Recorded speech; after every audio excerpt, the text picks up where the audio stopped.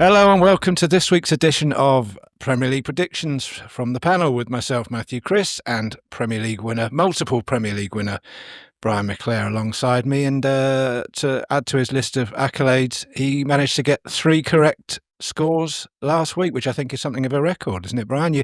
After 30 odd weeks of doing this, you're finally getting the hang of it, aren't you? I think I've peaked, Matthew, after 31 weeks, yeah. So my expectations for week 32 are very low. Okay, well, we'll set the bar low and see how you get on. So let's kick straight off with the Saturday 12:30 game. It's Manchester City against Crystal Palace. Well, Palace have either failed to score or have scored exactly twice in their last 11 Premier League games against City. And incredibly, only Liverpool have earned more points than Palace over the last 10 games. Liverpool have earned 23 to Palace's 22. However, City have only lost once from the last 12 games versus Palace. Despite the mediocre performance by both teams in Derby, I'm going to go for a home win with Manchester City 3, Crystal Palace 1. Okay, I think this is the first time we've spoken since Kevin De Bruyne decided this was going to be his last season with City. A fan? You've got to love the way he's played the game. Did he? Well, I don't know who decided, but it's decided anyway. Yeah, I know. It's I think it's fit. To me, the impression I got was that Guardiola decided he wasn't going to offer him, recommended not to offer him another contract. He has been a bit of a part-time player for City this season. But with regards to being a fan, yeah, I've said over the last number of seasons, when people have asked me in different events which player I would like to see at Manchester United, and he's always been one that's topped the list for me. Okay, well, you never know.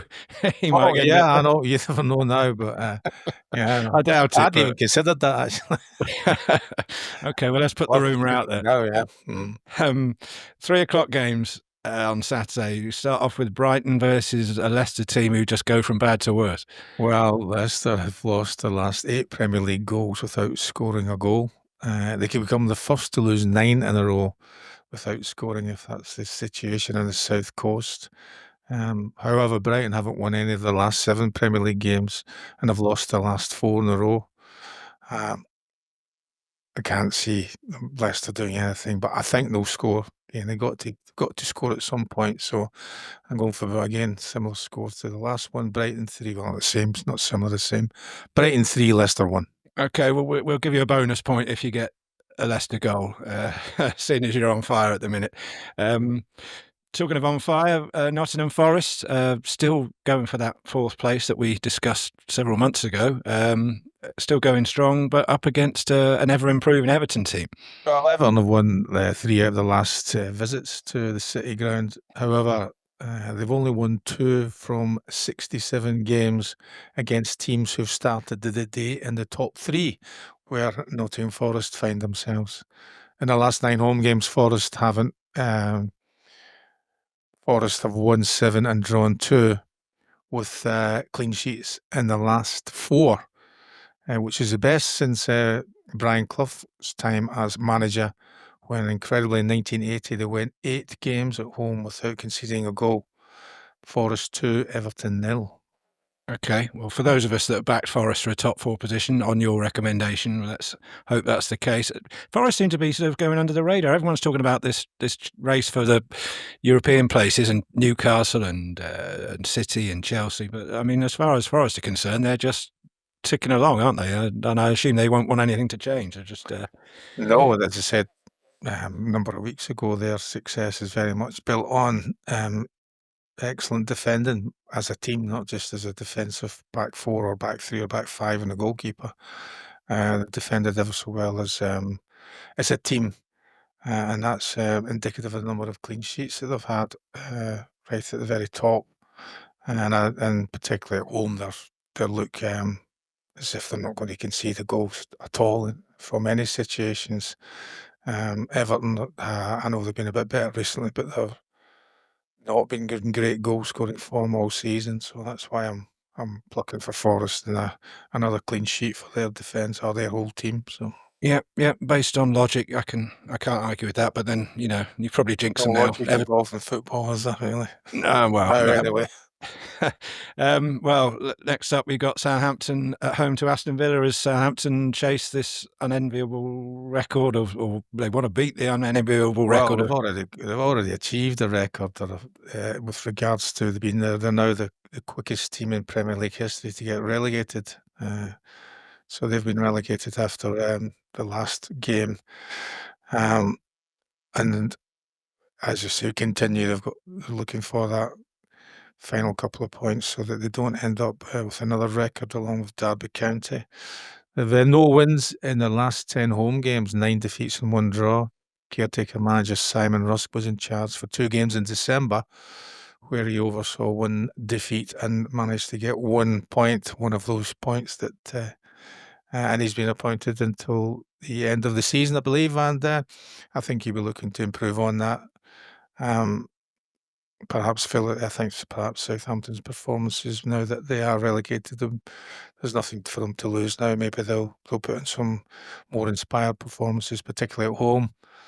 Villa have won their last 4 Premier League games against Southampton, scoring 7 and conceding 0. And they got away with wholesale changes at home against Forest in their last Premier League fixture. And considering their European fixture coming up at home, will Unai Emery decide to gamble once more? So it's an interesting one in the sense that Villa are one of those clubs that you mentioned that are right in the hunt for Champions League football next year. They have, of course, enjoyed a wonderful run in this year's Champions League. So interesting selections, I think, for Unai Emery coming up for the game at Southampton. Southampton 2, Villa 2. Oh, interesting. Yeah, I mean, obviously after that first leg in Paris, looks like the only chance of continuing to enjoy Champions League football next season is to get through this top 5, because I don't think many people will back them to come back from that 3-1 deficit. But who knows? We shall see. And that takes us on to the evening game on Saturday. And talking of great games in Europe, it's Arsenal on the back of that wonderful win over Real Madrid at home to Brentford. Well, again, Arsenal is in a situation where Arteta must be considering whether after Liverpool didn't gain any points last week, whether there's still a sniff of a chance of winning the Premier League title. So be interested to see what team they select with regards to their midweek visit to Madrid. Arsenal have only lost 1 of 10 home games versus Brentford when they lost 2-0 in 1938. You remember it well, do you? Yeah, I was just started going to football when I was 3.5. At Brentford, I've lost 5 of their last 6 Premier League in the Premier League versus Arsenal. So I think that whatever side Arteta chooses, it'll be a win for Arsenal. Arsenal 3, Brentford 0. Yeah, I mean, you mentioned the title challenge there, and you can't help thinking that maybe Arsenal fans and Arteta must think what could have been, especially when you see that performance in midweek. I mean, they've got a great team there, and they've got some great individuals. And but for some stupid results around Christmas time, this could be a really great title running, couldn't it? Yes, indeed. But I mean, who would have thought that Liverpool would be the one that they would have been competing against, since they've been competing against Manchester City over the last few seasons? I think that we can see all along where the problem has been for Arsenal, that they haven't converted enough games from either draws or slight narrow defeats into points, because they haven't been able to score enough goals. And that's something I think that they'll be very keen to address in the summer, because I don't think they can continue along in the same route. I know they've got players back now who do score goals, but it's been proven time and time again you need a 20 Premier League goal scoring individual, or 20 plus, to actually put yourself in a right good position to win the Premier League. As you were yourself, indeed, all those years ago. I think one thing for sure is that if Arsenal get a free kick in and around the penalty area on Saturday, we know who's going to be taking it. Well, that's if she decides to pick Declan Rice, doesn't it? Well, that's true. So, I mean, it's, I say, it's another one it's probably a difficult situation for the coach to be in with regards to which way around does he go, you know? I mean, they've put themselves in a great position to get to the next round of the Champions League with that wonderful performance and also those 2 great goals from Declan. Yep. Okay, well, that takes us up to the half-time break. We're going to have a quick drink and a cold ice bath, and we'll be right back after this break.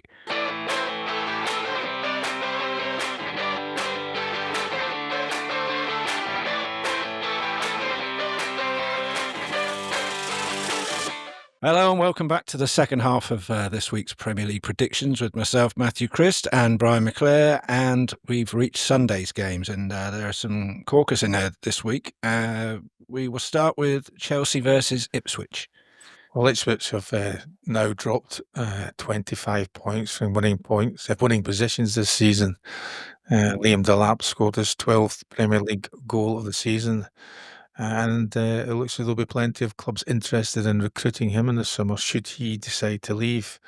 Ipswich won the last away game, which was the first win in 2025, and the first win since actually beating Chelsea in the reverse fixture in December. They've not won at Stamford Bridge since 1979 in a season where they last did the double over Chelsea.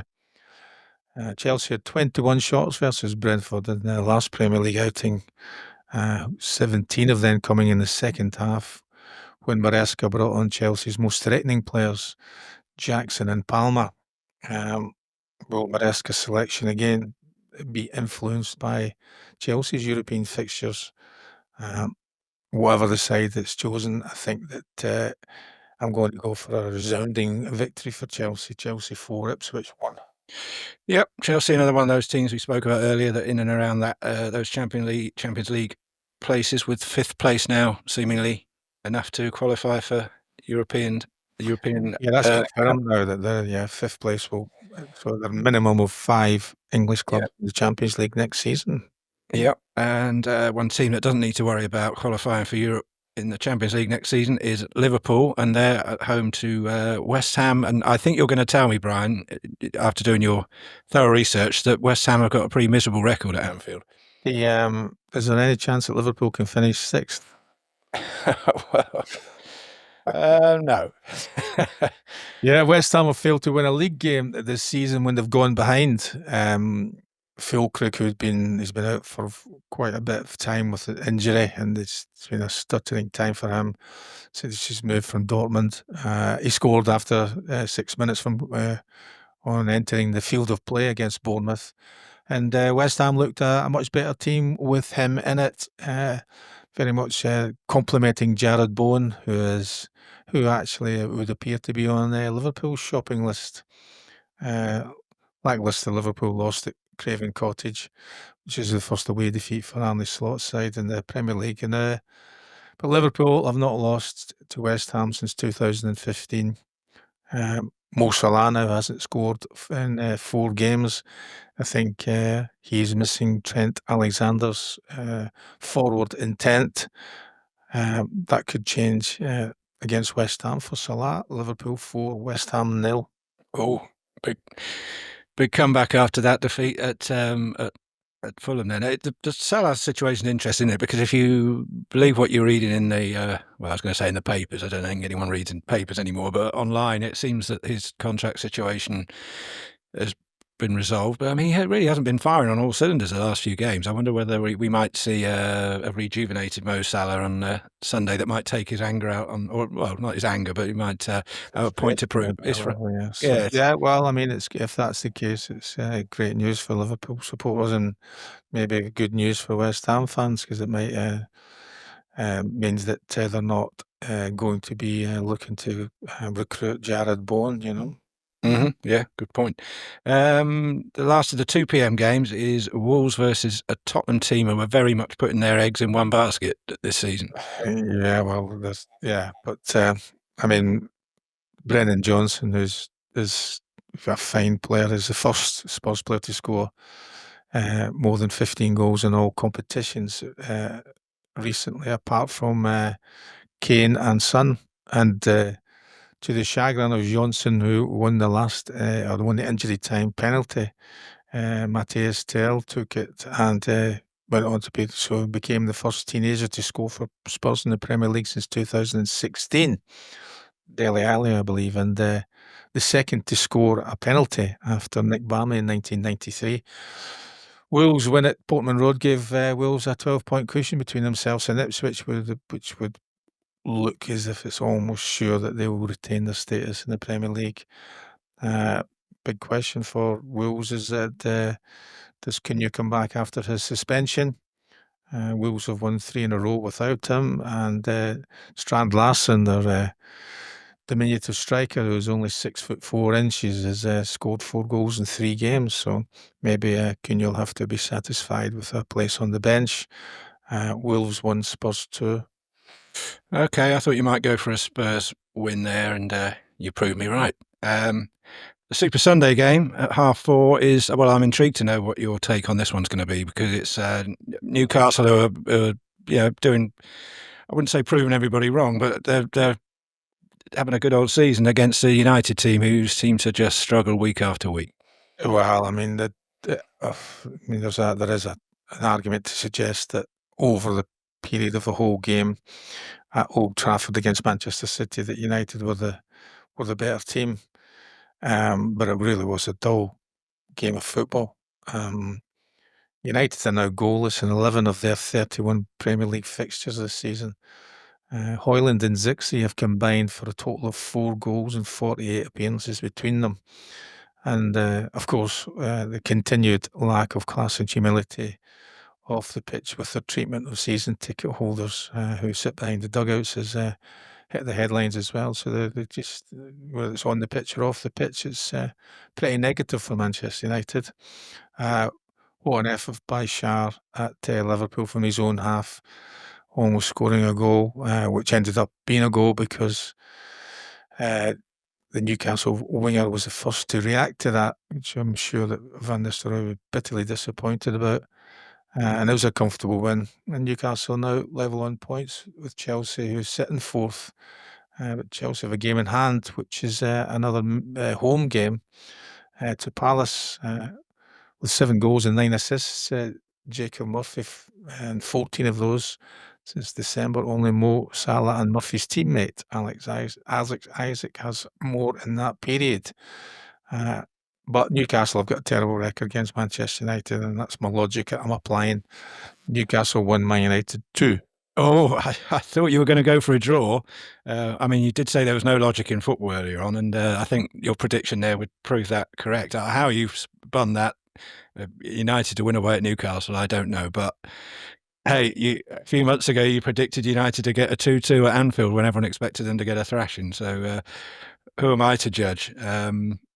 And we've got a Monday game, let's not forget. It's a battle of 2 teams who have probably sort of surprised a few people this season with their exploits. It's Bournemouth against Fulham.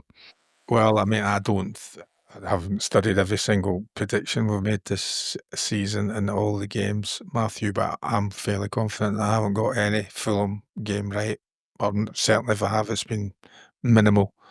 A great winner and performance against Liverpool at Craven Cottage. And Rodrigo Muniz, who scored in that game, became the second Fulham player to score home and away against Liverpool in the Premier League.